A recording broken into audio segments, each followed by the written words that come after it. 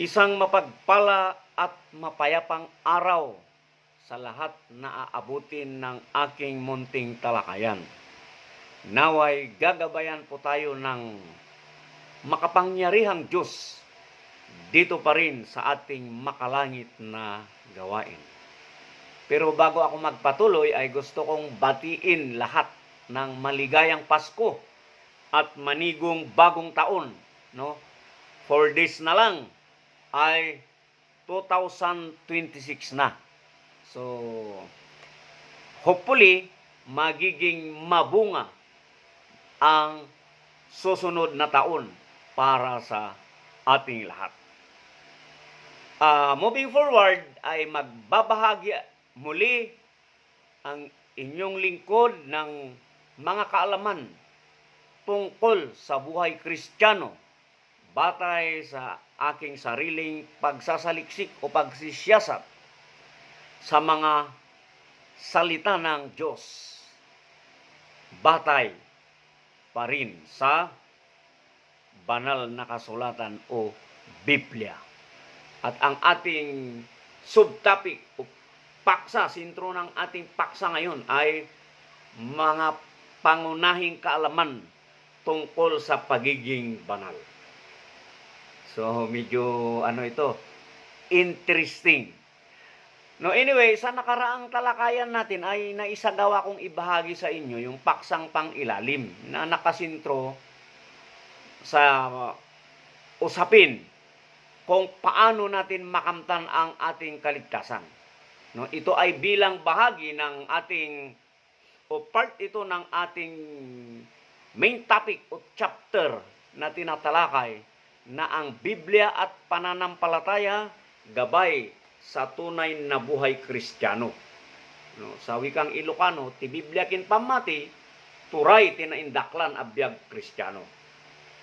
So, I just want to refresh yung mga justification and references natin noong nakaraang vlog, yung inilatag natin kung paano natin makamtan ang kaligtasan, gaya ng sumusunod. No, meron tayong 7, no, or 8, I should say, na batayan na aking tinalakay at inilatag. No. Una, kilalanin na tayo ay makasalanan. No, ito ay nakabatay sa Roma 3:23. Pangalawa, alamin ang kahatulan ng kasalanan. No, nasa Roma 6:23 naman. Pangatlo, manampalataya kay Hesukristo. Yan yung pangatlo, no? Nandun sa John 3:16, di ba? Na kailangan nating manampalataya, at Efeso chapter 2 verses 8 to 9.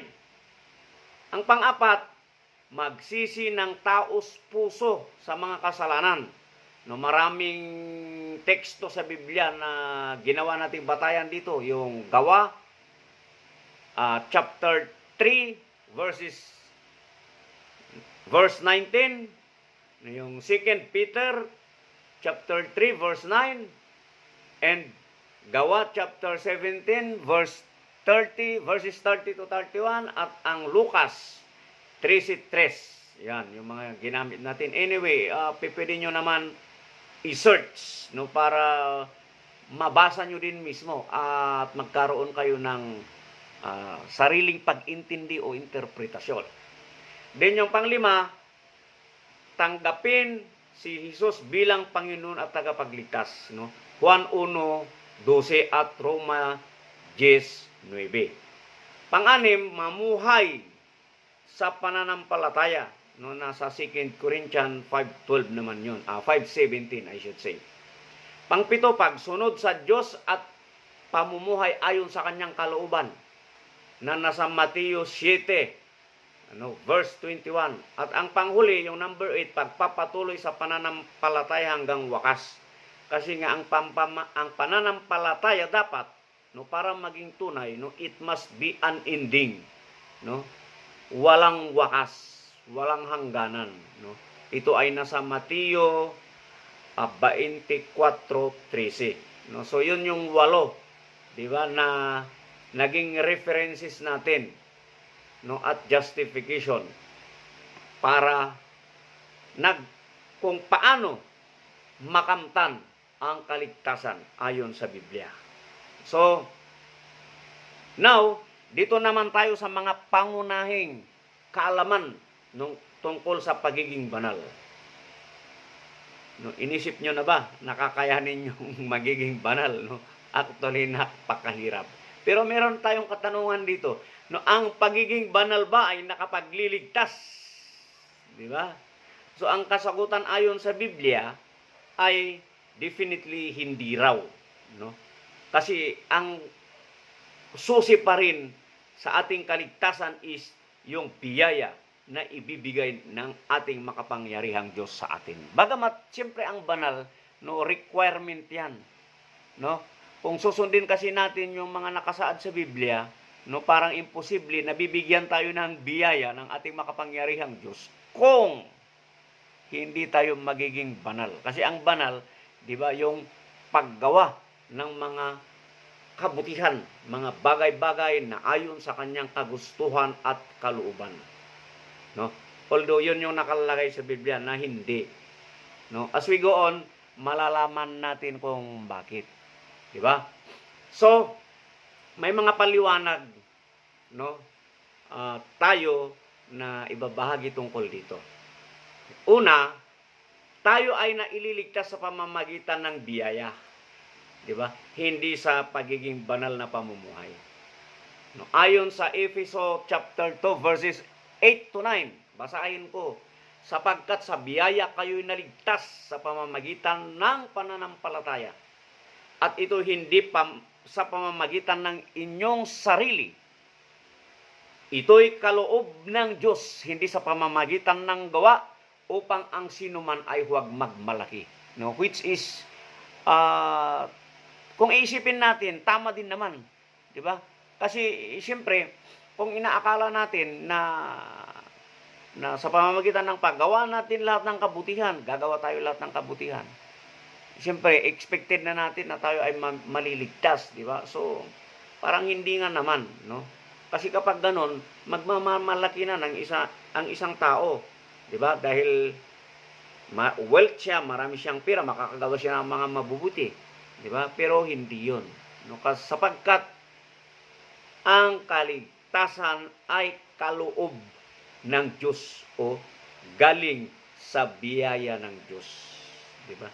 Napakatalino po ang ating makapangyarihang Diyos, no? Ang daming teksto, no, chapters and sabihin natin verses in the Bible na nagsasabing napakatalino, napakarunong, di ba? Kaya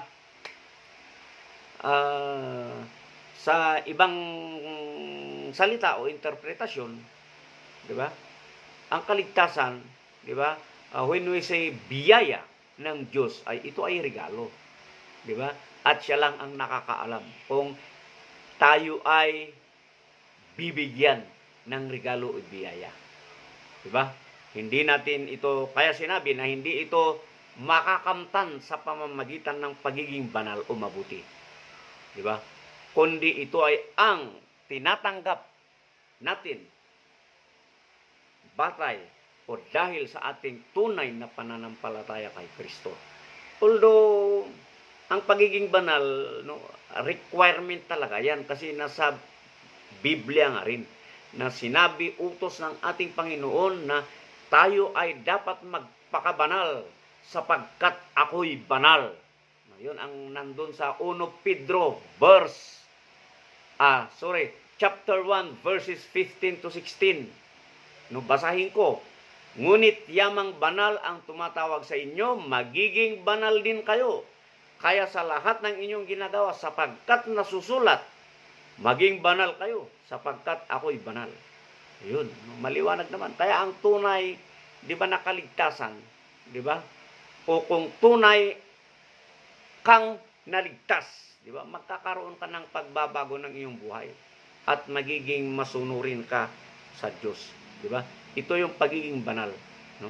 Requirement 'yun para bigyan tayo ng pagkalooban tayo ng biyaya at regalo na kaligtasan, no? Siyempre, hindi din naman natin i-expect na bibigyan tayo ng Panginoon ng biyaya kapag lagi nating nilalabag o wala man lang sa kanyang kautusan ang ginagawa natin. No? Kaya napakalaga rin, no? Napakalaga pa rin na tayo ay maging banal, no? Dito sa ating buhay. No? Mahirap gawin pero siyempre kailangan natin gawin. Diba? Pangalawang usapin, no, dito sa pagiging banal, no, si Kristo ang nagbibigay ng kaligtasan, no, hindi ang ating gawa, no. Actually nabanggit na natin ito kanina, no. Ayon sa Tito chapter 3 verse 5, hindi dahil sa ating gawa ng katwiran tayo kanyang iniligtas, kundi ayon sa kanyang awa, no? Awa at biyaya. Kaya nga kahit ang pinakabanal na gawa natin ay hindi sapat sa kaligtasan. Sapagkat si Jesus lamang ang ating tagaligtas. Diba? So, malinaw naman, self-explanatory naman. Then, ito masasabi natin na ang banal na pamumuhay, di ba? Ito yung susi o ebidensya, di ba? Na magiging batayan ng ating makapangyarihang Diyos para tayo ay bibigyan ng biyaya o kaligtasan. Di ba? Hindi ibig sabihin na dahil ginawa na natin, maliligtas na tayo. No? So, kailangan pa rin. No? Pero of course, ito nga yung magiging basihan ng ating Panginoon, makapangyarihang Diyos.